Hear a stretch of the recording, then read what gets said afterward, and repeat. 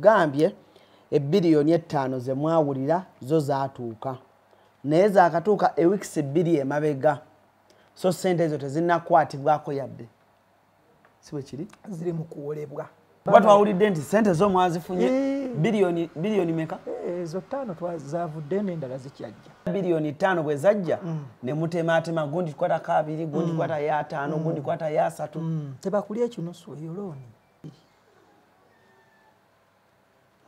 asatu mu bbiri naye tebazituwa ne babawaako 5 for us the federation is open emikono gyaffe giri bwe giti mikono gyaffe giri bwe giti enkolagana ya umma ne federation mu budde buno eyimiridde etya isaliwa sebayise yavaamu federation girabe edduka tuli organized tukola ku sipidi tukola misana na kino naye tosobola kumanya kyovula batwagende eggulu nga batuloopye umma yatuloopa netugenda eggulu okwoza Sindi ne Kenzo bali kimu kati obadduka genda okola ebyo omuyimbi ali eggulu owinya omuyimbi ali ebusoga Roya Simba omuyimbi ali embaale omuyimbi ali embalala Reiji omuyimbi ali ekotido ebiliyoni 5 ezafuluma owinya Roya Simba gundi Reiji Mama Brighton family urukusaba kwa bangi bakutegekedde tabuzo olugambo talise concert ngabiri mukago gwokuna kusiyata laboni ngabiri mukago gwokuna okwigira emitwalo 2 JP emitwalo 5 emeza ya miliyoni 1 kujangola besitano y'olugambo n'obutagaliza wakati wa Brighton ne mama natitende live ku stage bamulekeddwako abayiwa Uganda bonna bakomedianizi ne bannakatemba tosoma Brighton family wamuli defense Tony Sera mama Museyi Mumeja Musomesa banemeddewo bannakampala mmwe mama Brighton atajja omugamba ki Chakula. Africa one, two and travel. Maparo Patsy, Numanzi, Kuzara Quite Farm, Astuti, Viva Organic, Papa Sporting Martini, Malusi Bridosi, Yababy Extra Fina.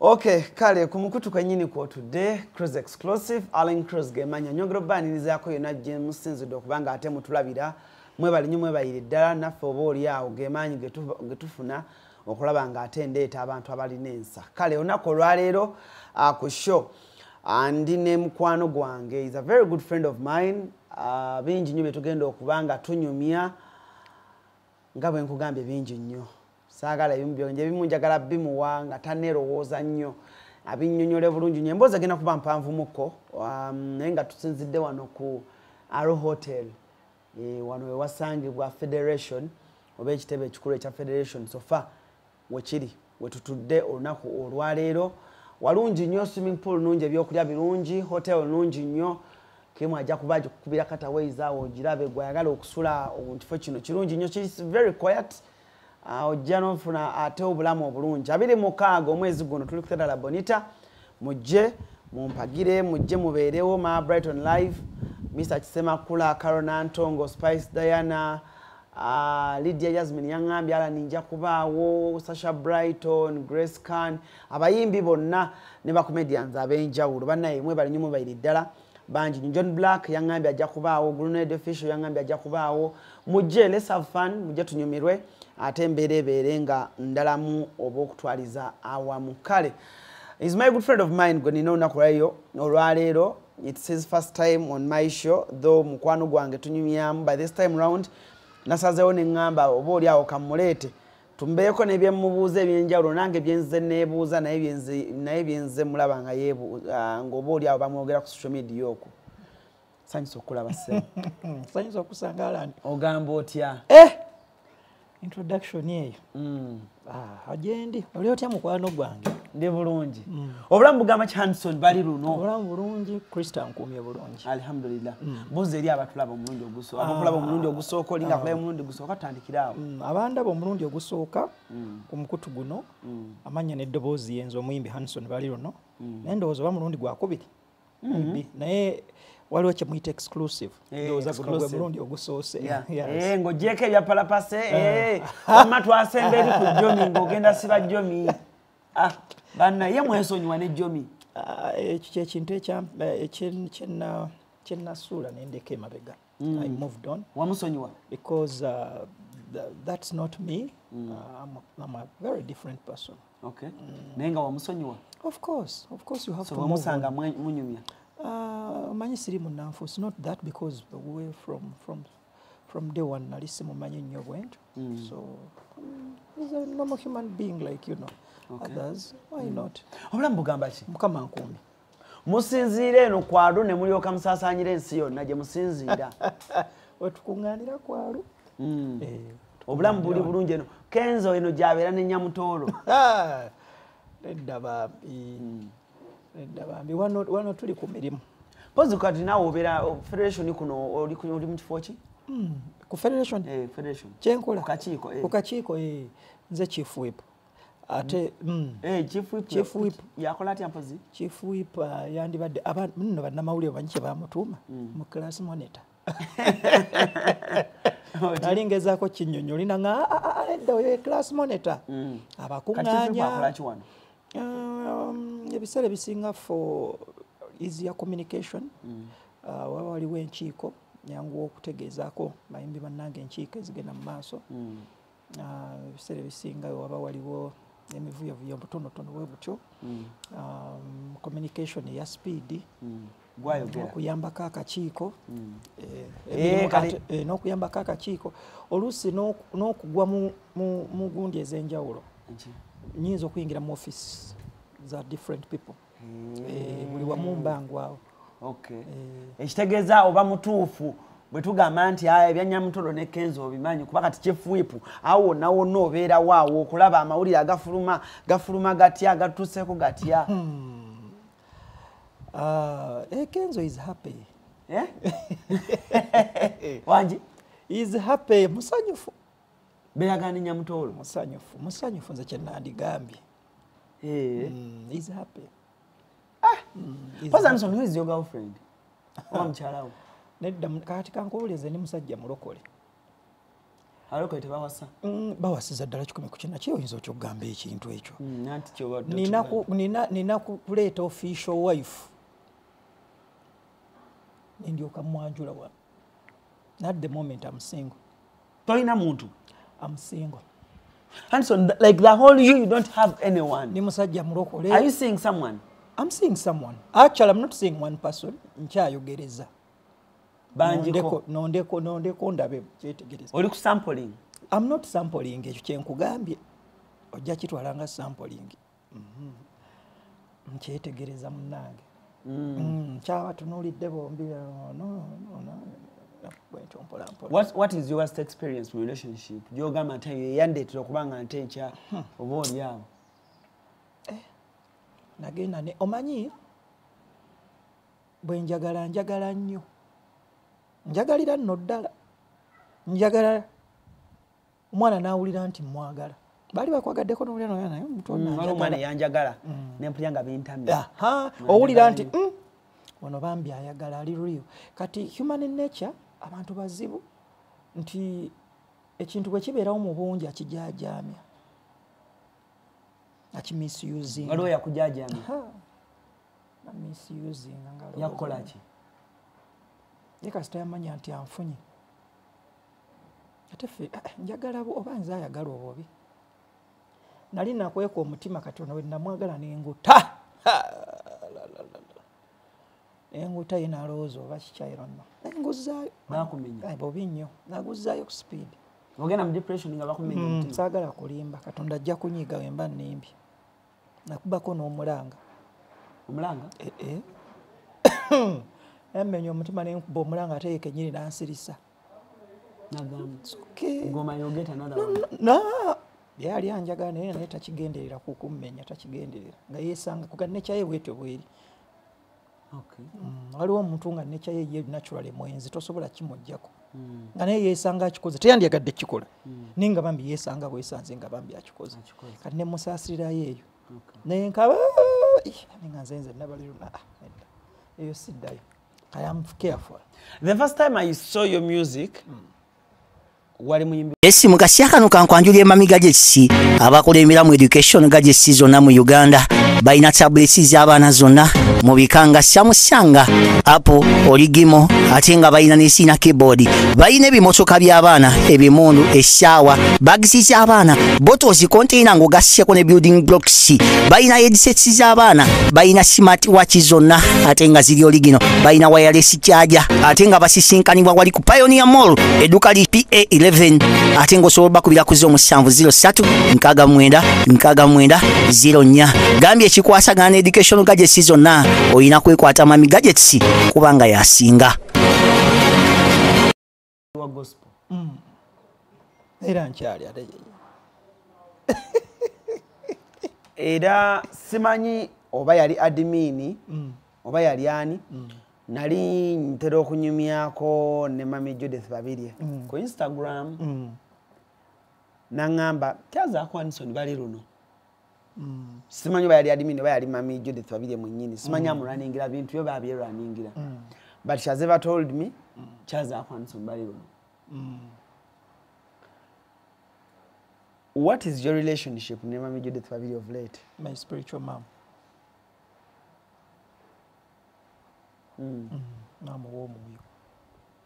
How often do you talk? Abantu ababeera ebweru bambi batera okubeera busy biseera bisinga, so we take long. Zanange when nali ebweru, I used to take long to talk to people kubanga biseera bisinga time difference. Abeera busy nnyo, so we take long to talk. Banze bangamba temukyakwatagana bebagamba. No, we take long to talk. Abeera busy nange mbeera busy. What are your best memories with Judith Babiri? Stage, performances. 2 AM, very golden.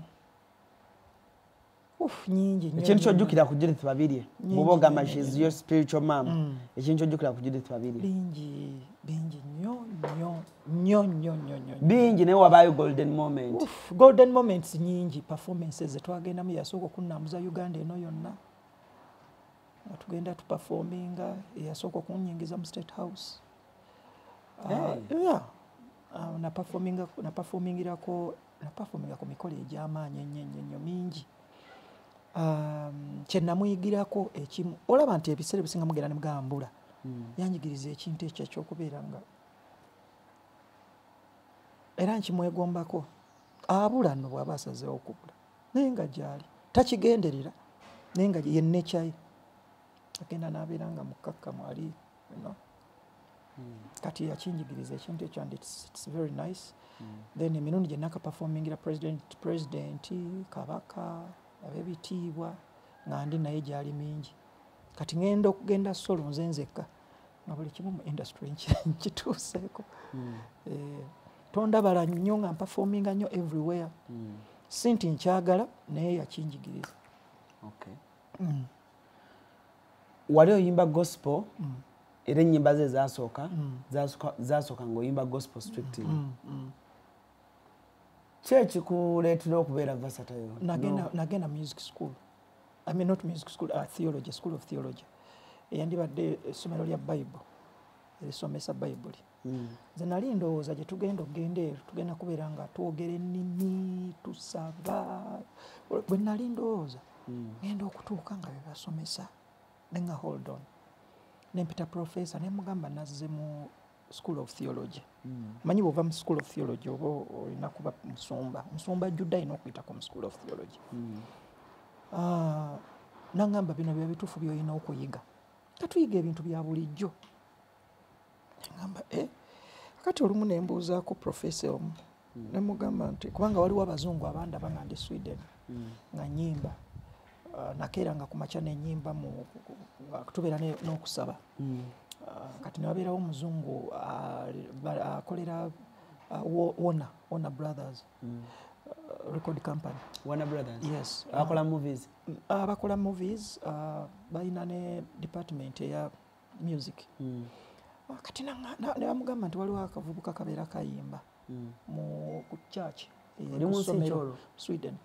Kati munnange olumu najja ku makya nampulira nga nnyimba nagamba nampa kaadi ye oyinza okujja mu ofiisi yange nengendeyo mu office kati mwami olina ngamba okurecording enyimba ngenyimba zangamba nga si za gospel nenzira nembuza professor nemuga professor waliwo ngambye okuyimba enyimba bweziti ati nga Hanson it's not bad at all si kibi it's all about God is love bweziba nyimba za mukwano nga si za kuwemula genda oyimbe nembuza ne professor omulala kubanga babanga bangi nebanga si kibi doctrine mwe mukyonoona obwonoonyi nti oyinza okusigala n'enzikirizayo sigala ng'oli mulokole sinaga kuba bwe mutali ate juzi twabadde n'embaga nange mukyala wange nali n'embaga naye bwe twali tuyimba olowooza twakuba nnyimba za zino z'oyimba wano ez'okumakya ez'okusinza no it was all about love so n'olwekyo manya guno mulimu gwo omanye n'eno yenzikirizayo ndabula bebe kulu musiraamu Eddie Kenzo musiraamu and they sing love songs wakwa abantu baziyita secular it's not secular secular bwe kasi totandika okuyimba ebyobwemu nakina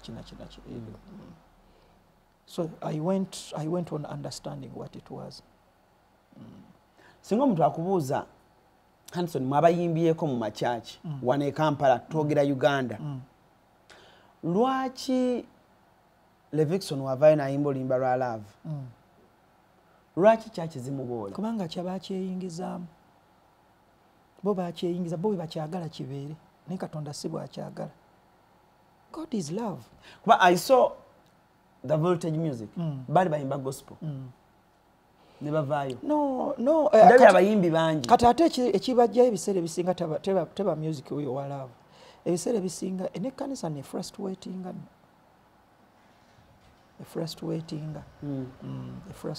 abaana basinga bambi bagenze baba frustrating ne bakunyigiriza ne bagamba toyimba kino tokola bwoti ate gwe nojja noyimba gospel mu kanisa ne batakuwaayo kantu yadde oli serious gyebiri ffe twayimbira obwereere emirundi mingi bagamba nakyogerako ko nali ku TV emu eyabalokole nenkyogerako ne bagamba mbu Allan abayimbi ba gospel babaweereza tekuba kukola ssente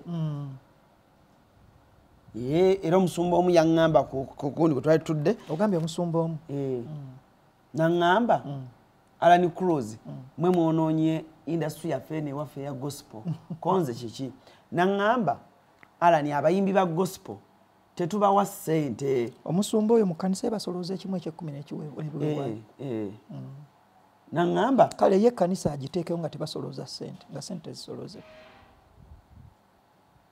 otyo oyo politics naawe mbu mulina kuweereza naye aweereze era bw'oba oyagala ssente nnyingi oli mu luvu toweereza Katonda naye aweereze naye balekerawo okusonda ssente mu kanisa munnaye bwe kidda ku saidi yaabwe bakirwanyisa politics you don't play with me with God. You can't manipulate Hanson wali oyimba gospel bulungi ng'oyimba ne mami Judith babiri bulungi ng'era buli we tugenda tusasulwa bulungi oyina osasula mwana kubanga mu studio gye ŋŋenda sigendayo ne mbagamba halo Pademan halo Nesim halo Atini Pro ngenze kuweereza ne ku promotion bwe ngenda ku promotion sigendayo bannaye kuweereza it's money. Now where will I get that money from? Naye ate media z'abalokole zibazanyira ennyimba ku bwereere so lwaki mubeera so gundi gulidde okwagala ssente ku bwereere ate nekyabusumba bagamba baba bawa audience anyway saagala genda nnyo mu basumba naye amazima gali nti ekintu kyonna ekyetaagisa ssente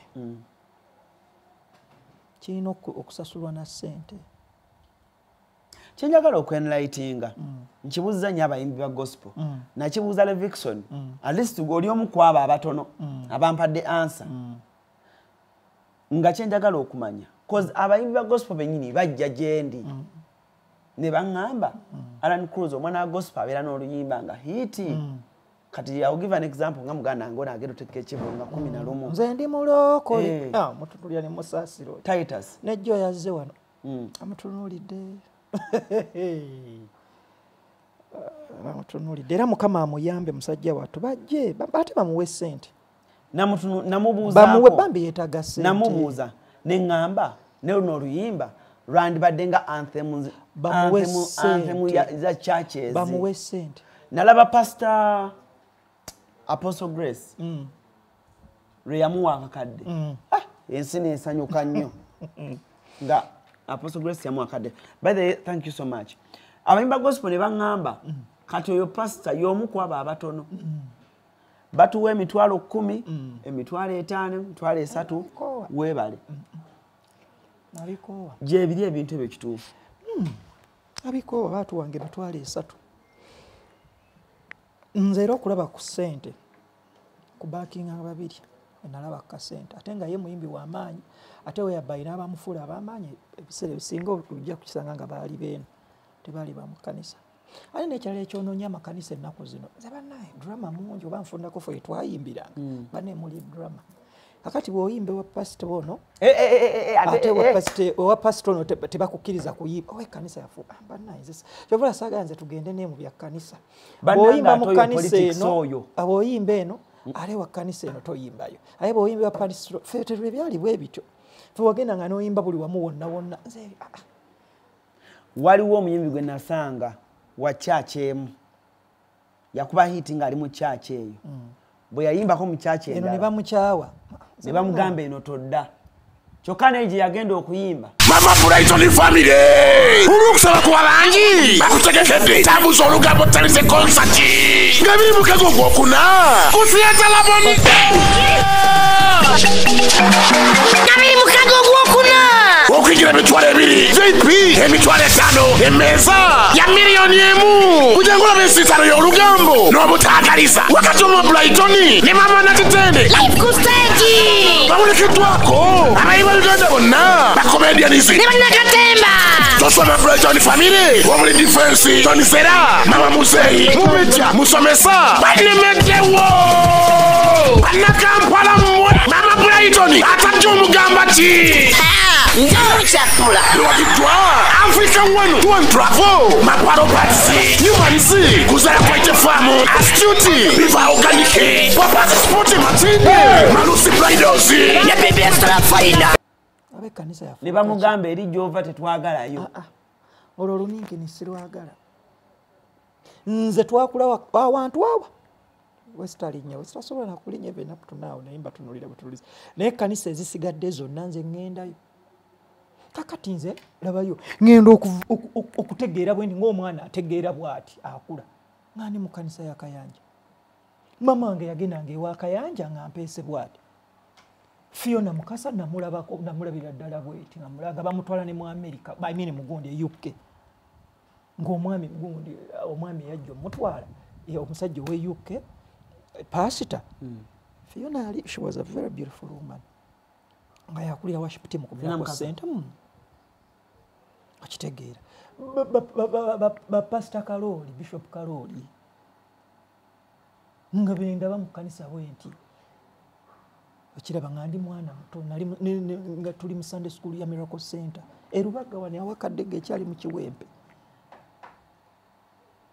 okiraba nvudde awo tuzze mu makanisa ag'enjawulo gundi maama wa gundi yali mukwano gwa mama wange nnyo maama wa pastor Bweyinda kulidde mu kanisa bwenti okiraba makanisa gonna nga tugendayo fe tugenda Enamirembe pastor Kayiwa nga wabeerayo emizannyo buli Christmas buli Easter kiraba buli kanisa nga tugenda muweereza makanisa ag'enjawulo ba pastor Senyonga nze pastor Bujingo mukwano gwange nze eri wa Bujingo pastor wange beekube nze ojja kunsanga nyingira mu buli kanisa kubanga nze kyenakula mmanyi bantu bakuwa omuzindaalo nze nyingira mu buli kanisa pozinga bali bagambye Baliluno tayimirira nze mbaagala bonna naye kati ogenda okulaba ewuno togendayo togenda okabannaye bano babadde ki nzalo n'omusumba yaŋŋamba era nenkubira Levikson ne mugamba owaayi wabaaki naŋŋamba ALLANCRUZ oyo Levikson twamubawa Yesu kabaka nze kyo sikimanyi waliwo era yaŋŋamba Levikson ne Bugembe batwekweka mu bwekwesi nedda balimba bambi naye bwe nabuuza ensonga ne baŋŋamba omulokole ate n'oyimba baagala nnyo n'abensi nedde ekyo basusa omulokole ate n'oyimba wa ekyo basusa omanyi kati let me tell you one thing kati mbukireetedde abaana bangi kati era Hanson mwe mwabula no way teri kubula kwamu Hanson tewabula kati kankubuulire teri muntu in fact social media ekoze bulungi neyanika abantu abeeyita nti bebamaanyi oba bebatukuvu ennyo actually teri kibi abantu ababi abangi nnyo abasinga okubeera mu kkanisa ate wano baba bulungi naye buba buntu butono nnyo alina obuntu Yesu n'amala akomawo ku Sande okuva ku ssaawa 4 ez'okumakya paka 8 eggulu lijja kujjula naye tageza n'akomawo ku Sande essaawa 10 oba ssaawa 1 ne Kamutanda n'akomawo ku Mande Kristo tokikola lwaki abantu bafuuka bonna betulaba mu kyaki abantu bafuuka n'akomawo ku Wednesday awo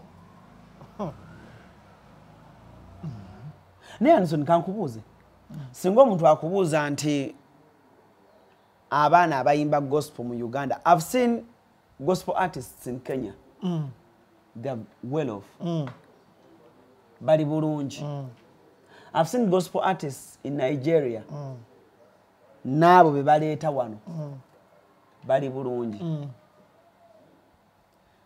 wano mu Uganda gospel music ali mu sente bugulu temuli bayamba abaana babayambe baweka sente aye n'ekirala tuli mu kulwanagana tuli mu kuyambako copyright ate nabo bennyini bayirayo nabo bennyini tebagala nakweyamba bongabo aba gospel kubanga bwe twakola copyright wano gamba ffe kuba wagambye okyayimba nkyayimba nange bwe twakola wano enkuŋŋaana bajje begatte n'abayimbi bo be bayita ab'ensi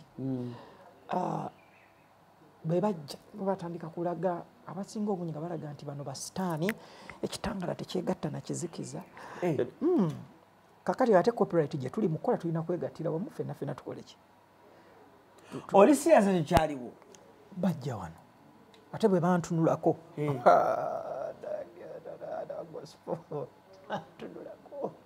batunulako abamu ne mbatunuulira nga nayimbanga nabo kapyata waabwe ne bantunulako nga balabanga sitaani ate abamu nayimbanga nanga nebye bakola mbimanyi banange anyway nze mukama yantonda wandiza I'm not a pretender simanyi pretendinga bwendi ekyakugobya mu kyaki tewali kuyimba kapyata no. oli eno ne bachoze ni Becky ate eri ofucha okuyimbira Kristo bw'oba osazeewo okuyimbira Kristo yimbira Kristo oluyimba lwa gospel no tosalaasala gospel nyimbira ddala nno mwezi nina oluyimba ebiro era oluyisaamu awo katono yalaba nina I still sing gospel. Are you still a gospel artist? Of course ndi muyimbi wa nnyimba ne Kristo musinza bulungi nnyo kati olaba nze aweereza by the way kati nze aweereza nze mutuufu nze bwe ngende seetaaga ssente naye abaana abaliyo beetaaga ssente abimba gospel baavu abawana maama bwe nakyogerako baali banzise omu n'agamba tetuli baavu mu linnya lya Yesu tetuli baavu mu linnya lya Yesu baavu mu linnya lya Yesu Kenzo n'antunuulira bw'ati n'abamu kuba bakulira ne bantunuulira n'abamu kuba bakulira banaye temugamba nti guno mwengo bannange leeta akantu tunywedde leeta sina kyekyo nze njogera ku gospel omanyi bagenda gamba yayogedde n'ayisa bannange ye ino mwe bivudde okuba akalango si kibi edda ku luno mukama asaasire omwana akalango sitera kaagala n'ekijaga kyaleese naye kijaga omwana ayinza okugamba yadde akyayogera n'aleeta n'ogugiraasi kugambye lwe wakyogerako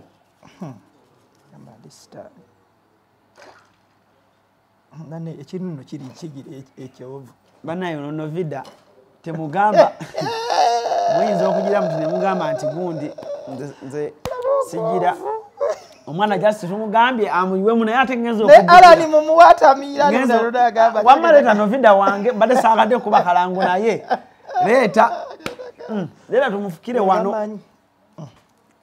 Omanyi n'okusanyusa ensi omanyi eggulu lijja kutiisa nnyo abantu kyovula nakuga saagala pretendinga eggulu lijja kutiisa nnyo abantu.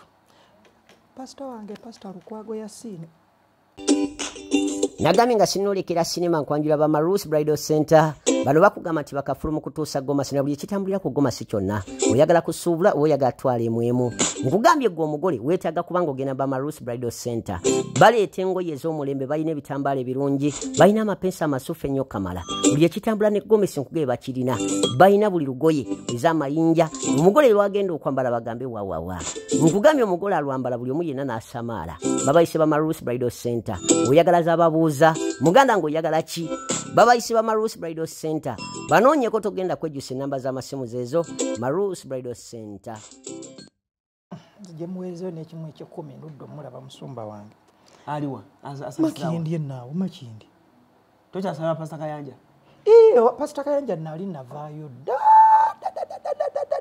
ki ekyakugjayo no saavaayo mu bubi in fact banna amazima amatuufu maama wa Weeyinda maama wa Pasita Bweyinda Dawudi yajja ewa maama wange n'amugamba Mukama amugambye ayina ekkanisa ennene mwasabira omukisa gwe muli mu kkanisa entono gy'alekawo wali ate nga kituufu twalinawo ekkanisa etuliraanye bagiyita Bethel Revival Center ku Bethel wetwadda ntandika okusabira awo kumerako center netuvaayo naye wano wenja okusabira Hanson guno omukutu gulabibwa abantu bangi kuliko abasumba kuliko abayimbi ba gospel nakyazaako omuyimbi omu wa gospel ne bamugamba ALLANCRUZ gwokyazizza akyaza abayimbi basacula abasitaani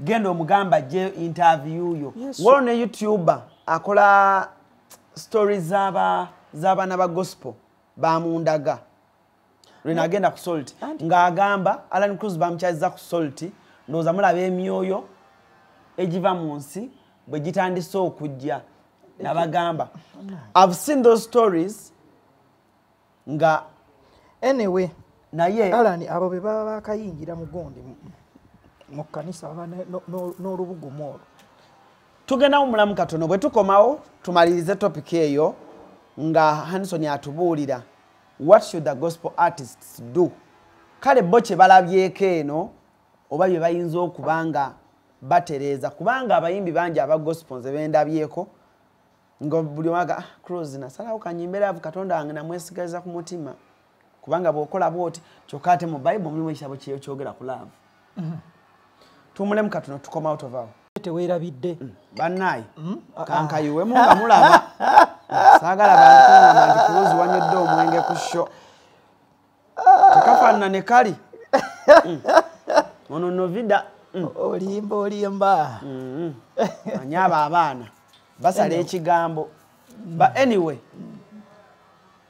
nga tumaliriza topic eyo Hanson mwabayimbye ku gospel ababaddeyo what should the gospel artists do to earn money n'okuyamba ku baana abatabaala abajja number one ekintu kye batayagala kuwulira nga kyekituufu bano abayimbi be bayita ab'ensi si babi ate be bajja gye bali bambi balina respect gye babawa bambi balina respect gye babawa balina ebintu bye batasobola kukola nga weebali balina respect gye babawa si babi sigambye nti babeere nabo naye tebabeewala bantu kubanga waliwo taxes ezibeera mu taxi mwe balinnya driver atera ogivuga taba mulokole ne conductor ne booliraana naye emmotoka n'ogikozesa emikutu gy'amasimu kwe tuli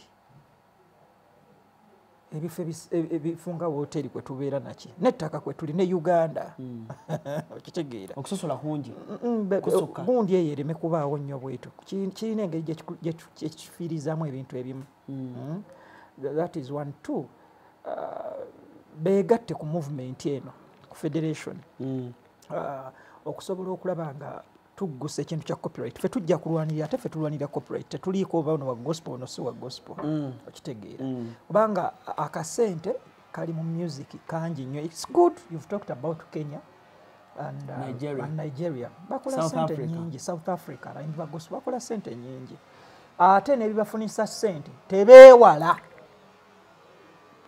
bayimbi bannaabwe kubanga oba oyimba gospel oba oyimba secular oba oyimba ki mwenna muli bayimbi kubanga studio ze tugendamu ze zimu ojja kwesanga n'oluyimba lo nga lukubira ku mpewo ezeeno so teweewala ekintu kibeeremu bayibuli egamba omubi anaakuŋŋaanyanga omutuukirivu n'akola ki n'ayoola nekyo leka ababi bakuŋŋaanye gwe jangu okole ki ate akagambo kowaayo abasumba kwagala bayimbi kubeera real bayimbi babayambe naye kineewuunyisa ino tumaliriza bwe baba nga abayimbi ba secular babi oba bali satanic as they are taken in some churches bwe baba nga babi lwaki oluusi bayitibwa mu churches ezo buli kanisa mbalabye ku butuuti abawera abamu bawa n'obujulizi naye ne basigala nga ate bayimba era abasumani babakkiriza anti kati kanzireyo mugonde kyokka ze endiga ne zigamba nedda kanzireyo mu theology waliwo kye bayita doctrine doctrine oba ngiyita enzikiriza ekkanisa yaffe ekkanisa ey'abalokole teringa bwolaba Catholic Church. The Catholic Church has a pillar nti ova eri waggulu komandi eva eri waggulu nekkirira mpaka ku kanisa esembayo wansi feeno tetukirina oba nga bwolaba Protestant Church oba Anglican Church Anglican Church ogiraba nga yonna yonna efaanagana okuva eri mpaka eri bakozesa doctrine etya emu kakati ate kanisa ey'abalokole yo enzikiriza balina kye bakkiririzaamu nakira buli kimu kyonna naye batuuke newabeerawo zisanze ziyise segment naye buli omu agenda n'atuuka ekiseera bayibuli naginterpretinga bubwe kati that is the problem oli nainterpretinga n'agamba nze omuyimbi wa sakyolo okujja mu kanisa yange nayimira ne katuuti kange si kibi oli najja n'agamba nti n'awuliriza obuwuliriza ennyimba za sakyula ng'awuliriza buli kabiri nage wange ekyo kyokka talinnyawo kati n'okwekubya naye ekifaananyi n'okwekubya naye ekifaananyi waliwo abamu nga bebakulaba kati waliwo amakanisa agamu ng'enviiri zirina kuba nnyimpi tolina kubeera na earrings olina mukazi abakyala engoye zirina kuba mpanvu nnyo so anyway it's too much ngate Jesus you have to be he brought freedom olina okubeera n'emirembe not freedom to sin but freedom in Christ freedom in him oli wa mirembe nga weeyagaza omuntu ani akulira abayimbi ba Gospel Federation there is Pastor Bugemba and Levikson be bali ku gospel side so be bali badde abantu abatuufu abakubuuza ebibuuzo byange ebiddako ebya federation bebandi badde abatuufu naye nga nange nga bwe nakugambye nzirukako eno neeno osobola okukubirirayo akatonotono muba planningidde ki abayimbi ba gospel planning nene because if for you in order for you to be in the federation you must be in an association so let them enter associations baplugging eno munda mu federation for us the federation is open emikono gyaffe giri bwe giti emikono gyaffe giri bwe giti enkolagana ya umma ne federation mu budde buno eyimiridde etya nungi federation girabe edduka nungi Sindi ne Kenzo bali kimu kati okay era twesisinkana twebuuza bulungi buli kimu kitambula bulungi okujjako Mama Brighton family ulukusaba kuba bangi bakutegekedde tabuza olugambo talise concert nga biri mu kago gwokuna ku theatre laboni nga biri mu kago gwokuna emmeeza ya miliyoni emu kujengula b'ensitalo y'olugambo n'obutaagaliza wakati omwa Blytoni ne mama Natitende live ku stage babonekeddwako abayi ba Uganda bonna bakomedianizi ne bannakatemba tosoma Blytoni family omuli defense Tony Sera mama Muzeyi Mumeja Musomesa bannemeddewo bannakampala mmwe mama Blytoni atajja omugamba ki njamukyakula lwakiddwa Africa One Tuan Travel Maparo Patsi Nyumanzi Kuzala Kwaite Famu Astuti Biva Organike Papazi Sporti Matinde Malusi Bridals ya BBS Trafaina bobe baluddeyo okubeera nga bapulaginga in niffe tutambula. By the way, this is what we did.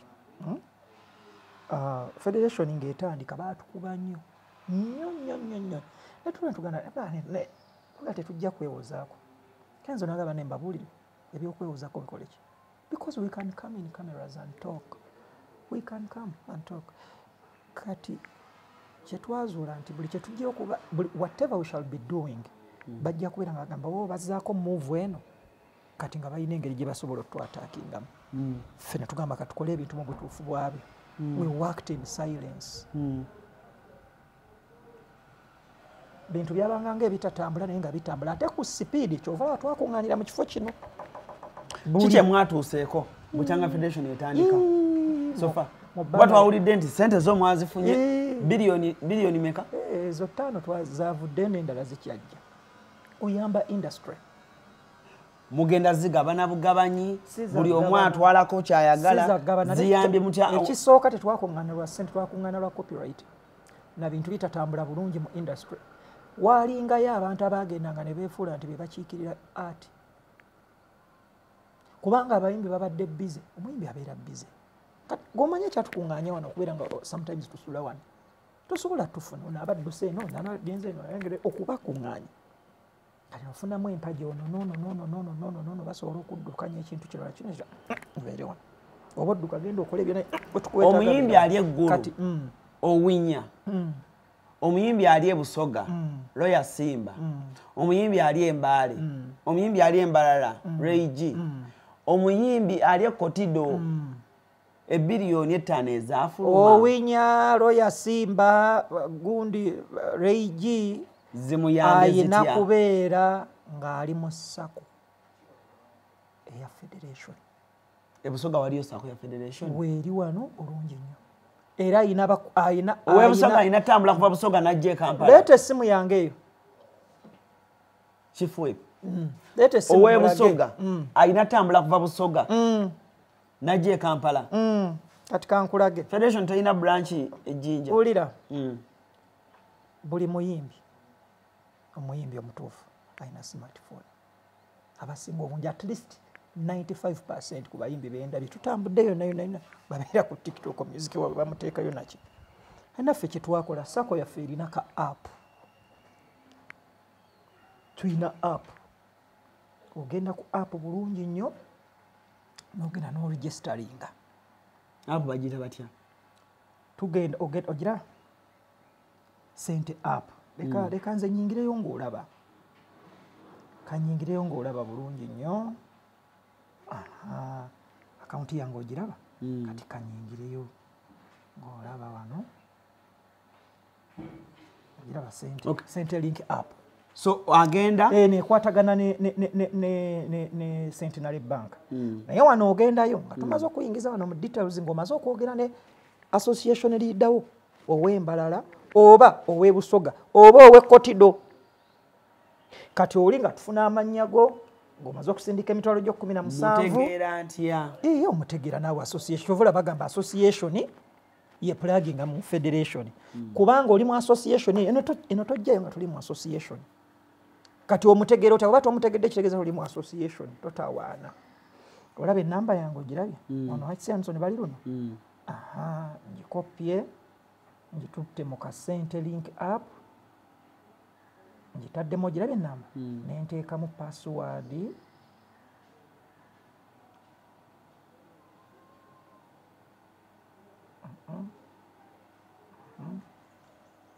taddemu password kansubire ntaddemu oyo Baliluno omulabe nzono alabe shares loans sente zengenda nteekayo profile eriwa ondabye siyo nakafananyi kange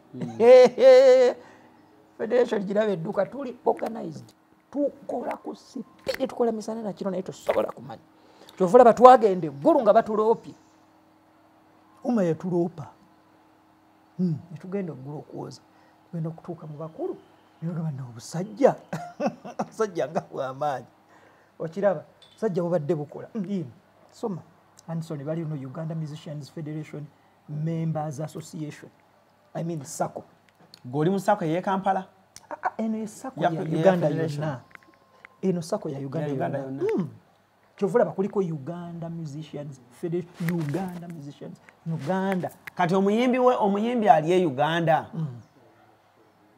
Jeno Megadi ali mu America ayingire mu na Uganda ayingire buyingizi app kyovula waliko apino app ekola kati abayindi abali e Bulaya bo mu communicating nabo mutya tuyina WhatsApp group nje kubikulire mukwano tuyina WhatsApp group yaffe tulabe edduka iyo Uganda Music Forum ogiraba kuno kwetwogerera ayagala okubuuza kyonna kyonna kyayagadde okubuuza tubalina baabano wano bonna abalabe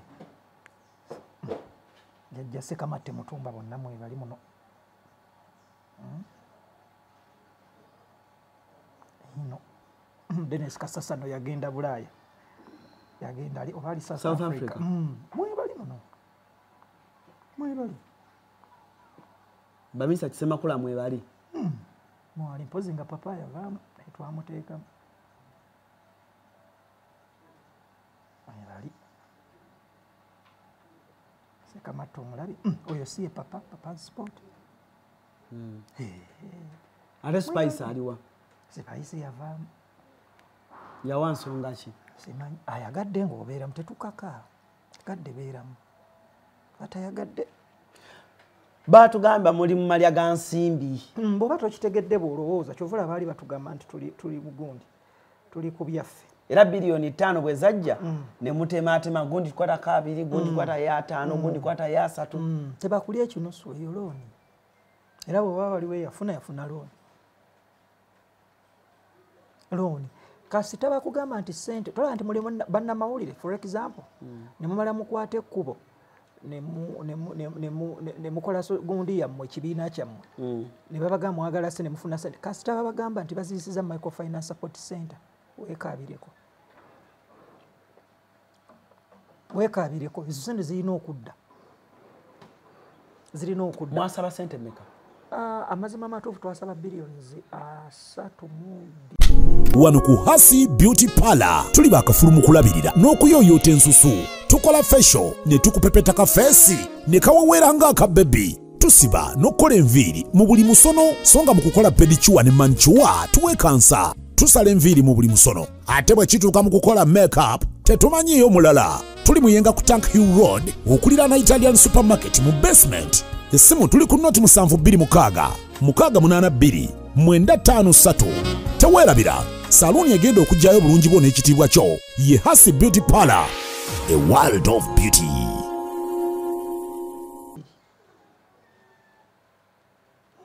Asatu mu 2 naye tebazituwa ne babawaako 5 13 bakabawaako 13 bannange okikutte bubi bafulumya 13 bakatuwaako 5 singa zaali zakulya bandi badde batuwa bubi nsebo si zakulya era bakuwa balabe si zagaba mwasaba 3 mu 5 3 mu 2 3 mu 2 ne babawa 13 boze bagamba bawa zezaayita government zezaayita naziri nno zijja bakabawaako 5 wabalayo 8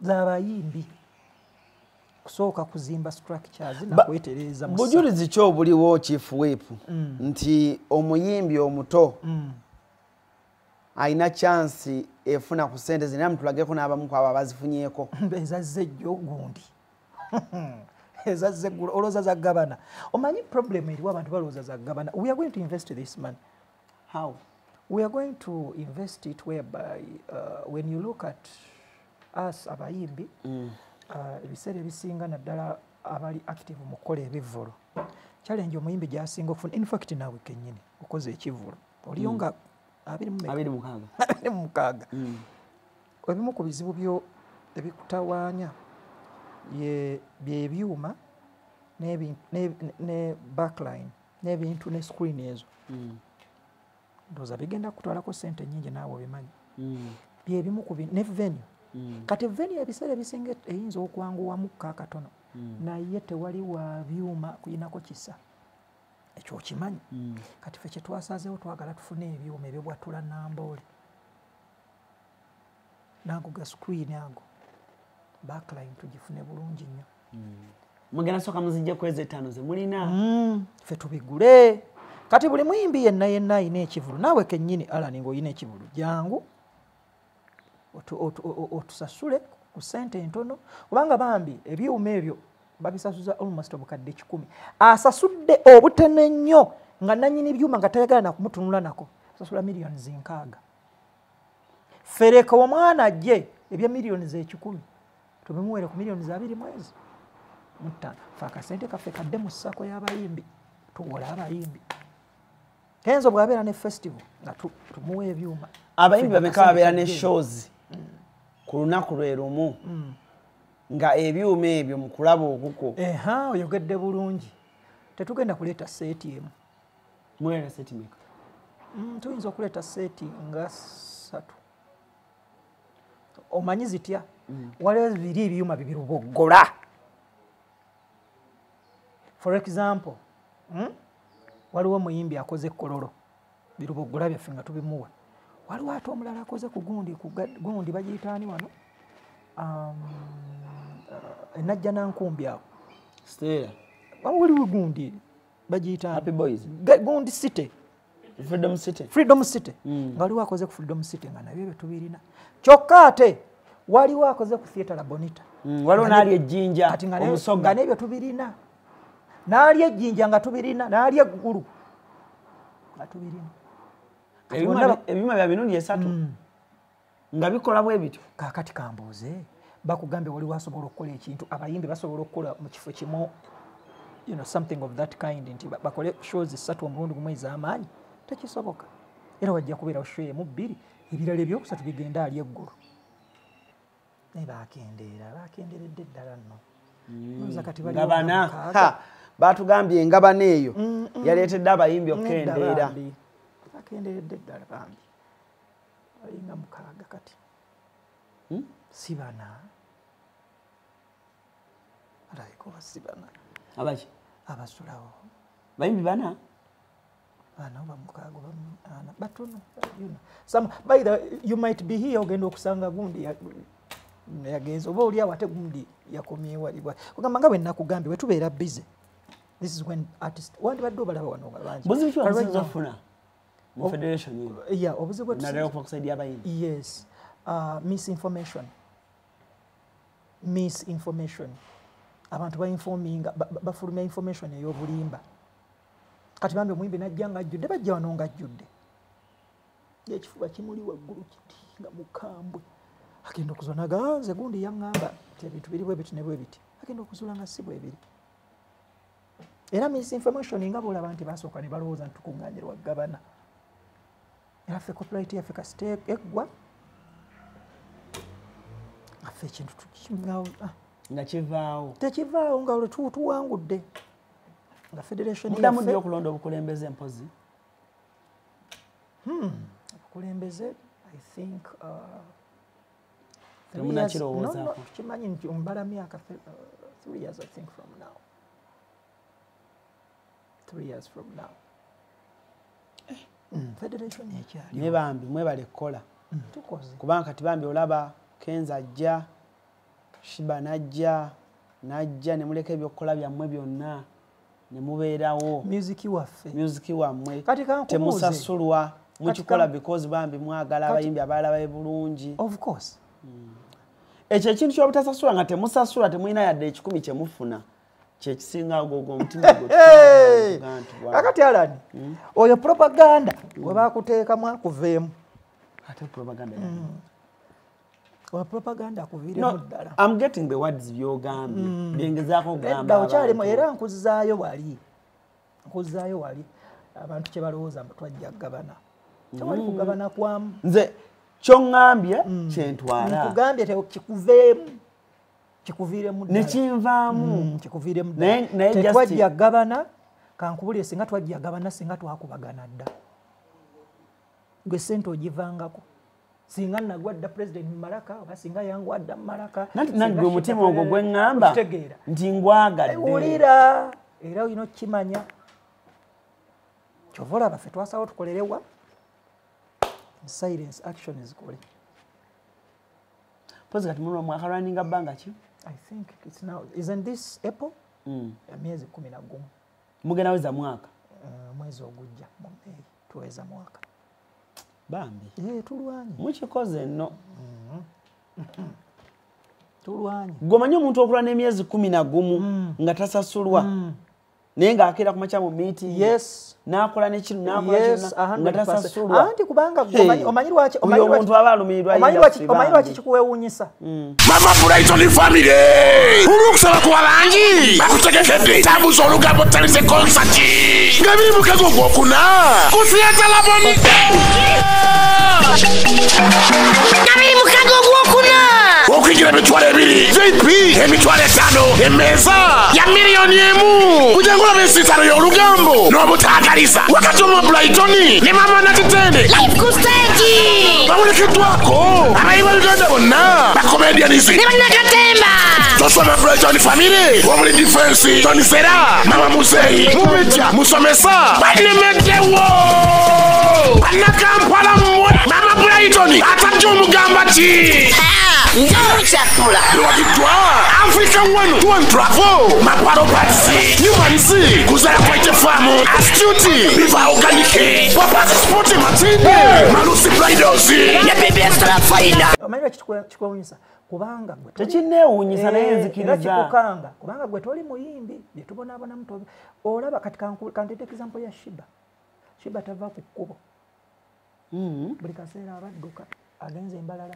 agenze Soloti agenze Kotido ali mu Kampala ali wano lwaki bambi kukuŋŋaanya ssente kuwera naye singa copyright yaliwo nga music we afuna online mirundi emeka gy'owulira abayimbi Abamerika nga babeera badduka dde eno akola tuwa mu mwaka omulundi ogwo n'atuwalinga n'agamba ntuwalinze emyezi emeka 3 emyezi egisigadde 9 ali mu charity awumuddemu oba ali mu kulikodinga naye ffe wano omuyimbi mwaka ku mwaka abeera adduka abeera appearinga everywhere kubanga munnanga alina okukuŋŋaanya akasente kaakati omuntu oyo bw'awulira nti waliwo ekisobola okutaasa okuva mu ekyo aba alina okifiirako kyova olaba ali wali omutima gwa musiki we bambi si nti waliwo okugabana kati twogere amazima sente mmeka eziyinza okutuuza wano Shiba eziyinza okutuuza wano Palaso kale Kamiliyoni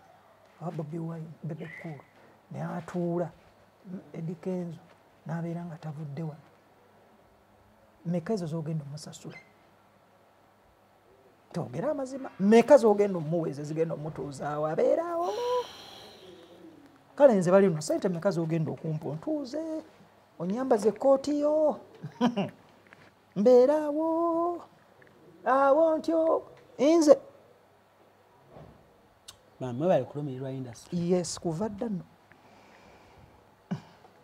ate muwuma kati for example ze muwuma bampanga mmeka okubeerayo anwana mama ne wuma waliwo bampanga mmeka nayo novaayo nojja federation bampanga mmeka nange ono music art twetaaganga omuntu nga at least tufunako ba businessmen abateeka mu music sente n'ateekamu sente amanya sente zange zigenda kuvaayo naye kati omuntu tasobola kuteeka sente ala ntwogere amazima oyinza okukwata sente zino oziteeka mu muyimbi atandika twogere amazima olina pulaani ezijjayo obadde okimanyi okikola ng'eri try and error abeera Zaala twagala music abeere nga si wa Zaala. It's a business. It's a business. Nga boddira omuyimbi nga omuyimbi bw'ateekamu ssente ng'amanyi ssente zigenda kuvaayo. Abatatu believing they will appreciate us later. I'm telling you. Oluvannyuma muli tusiiba ne mugamba bambi kituufu bano abaana kye baali balwanirira kye baali bakola. Bajja tu respecting, I'm telling you. Naye nga tumaliriza Federation gwe nga chief whip bwe tutunulira concerts z'abayimbi ezibaddewo omwaka ogwedde nga guggwa njagala ombuulire nti ku show ya gundi bweti fenga Federation twakola party bwe tuti tutandike ne show ya King Saha Federation mwa playing a party ki tewatulabayo mukama wange mbuuzizza gwe mbulya party gye mwa playing twaliyo bulungi nnyo twajjira na mu maanyi amayitirivu ffenna mwagula table bulungi nnyo twagula table kye mwakola bulungi nnyo twagula table ffe twewagira omuyimbi kasita abeera ne concert number 1 tulina okupushinga muyimbi munnaffe twatandika ekintu kye bayita bubu build Uganda by Uganda Fake Fameka twaliyo bulungi nnyo mu maanyi tupushinga mu maanyi mpa omulala bato twaliyo mu maanyi ne tulinnya ne ku mmeeza waggulu. So chemukola like just attending. It's not attending. We have to push each other, support each other. Supporting. Support yegenda wala nnyo.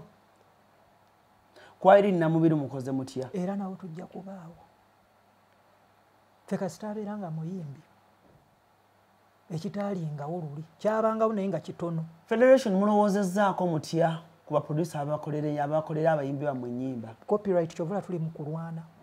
Era nabo association y'aba producers nayo plugins in. Never DJs they've plugged in the federation. Era copyright ejebe bakwatako waliwo kye bayita split sheet. Ati omuyimbi akola oluyimba ne batuuka ne kusayininga endagaano batuteekayo bye tutaddeyo ne tugamba nti producer bakubuuza wali ng'oteekayo ku mukutu. Producer yali ani? Nti yali n'essimu oba bbawa atwala percentage ye. Writer ALLANCRUZ, artist Hanson Baliluno buli muna atekinga percentage ye. Hanson ebigambo bye bisembe eri abantu tuve wano. Ebigambo byange bisembe eri abantu banna Uganda mwenna abali wane Uganda n'emitala w'amayanja. Mbasaba mweyongere okwagala music we Uganda n'okusupportinga music we Uganda. Kubanga amawanga amalala gaagala nnyo ekyabwe. Katonda juzi twali mu meeting ye waffe ya family. Nalabika? Twali mu meeting ewaffe. Ne mbagamba bannange Katonda okukutonda n'akuteeka mu eno family. Bw'oba watusanga nga bwe tuli oba nange nabasanga nga muli Katonda bwe yayagala tetujja kukyuka nti obigende mu family endala okuggyako abakyala be tugenda okuyingiza mu family yaffe nabo bagenda kwesanga nga be bayingidde mu batuzaalira abaana mu family eno. Kakati Katonda okuteeka ng'oli munnauganda oba Uganda efaanana etya oba eri etya olina ojjagala y'ensi yo. Bw'oba oyagala ekyuke gibeeremu gyagale togivaamu si nti kugifuluma naye omwoyo guno togujja ku Uganda sigala ng'oyagala Uganda ne music wa Uganda n'ebintu bya Uganda. Awakyamye fight beerawo kyusa Uganda ekyuke nga bw'ogyagala ekiba kiganye kikyuke nga bw'okyagala. Kati n'olwekyo mbasaba mweyongere okwagala music wa Uganda ate mumusupportinge tumupushinge n'abayimbi b'e Uganda tubajanjawaze okusingira ddala abeewalala kubanga oweewala tajja kumanya. Okay. Abatulaba abalungi Hanson njagala maliriza nga nkotinga ebigambo ebirungi atugambye ebiliyoni 5 ze mwawulira zo zaatuuka naye zaakatuuka weeks 2 emabega so sente ezo tezinnakwatibwako yadde. Si bwe kiri? Ziri mu kuwolebwa. Tezinnakwatibwa naye nga zikyali intact. Okuwolebwa baakawolako katono be bawoze akatini naye nga zisinga obungi zigenda ku investingibwa sente ezivaamu era beeyongera okuwola ate n'endala zikyajja. So temunnagabana nga ebyogerebwa. Tekuli kugabana. Ababa bafunyeeko akatono kakuwolebwa. Batwala nga mugamba president ayingizaawo emmotoka zizo sente. Kakati bannange mwenna abali ku ALLANCRUZ kambabuulire Kenzo tannabavugako ku gundi ku escalade.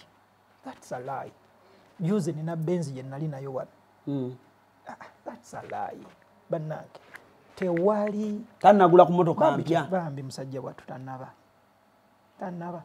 Ate nze munnange neeyongera bambi n'okwagala nnyo Kenzo Shiba na Chief kubanga twalinga tetwesemberera nnyo. Ate nabo nwange okuntegeera.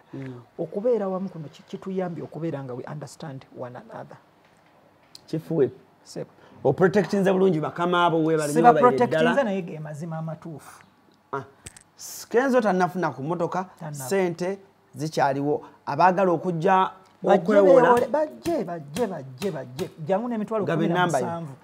Enamba yange y'essimu eri 075 44 22 16 2 kanjidde mu 075 44 22 162.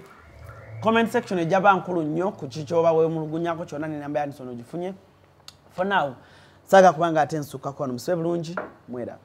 Esi mukasiakano kankwanjulye mami gadgets abakola emiramu education gadgets zonna mu Uganda bayina tablets z'abaana zonna mu bikanga syamusanga apo oligimo ate nga bayina n'esina keyboard bayina ebimotoka by'abaana ebimundu eshawa bags z'abaana bottles container ngo gasseko ne building blocks bayina headsets z'abaana bayina smart watch zonna ate nga ziri oligino bayina wireless charger ate nga basisinkanibwa wali ku Pioneer Mall eduka li PA11 ate ngosobola bakubira ku 0703 nkaaga mwenda 04 gambye ekikwasagana education gadgets zonna oyina kwekwata mami gadgets kubanga yasinga.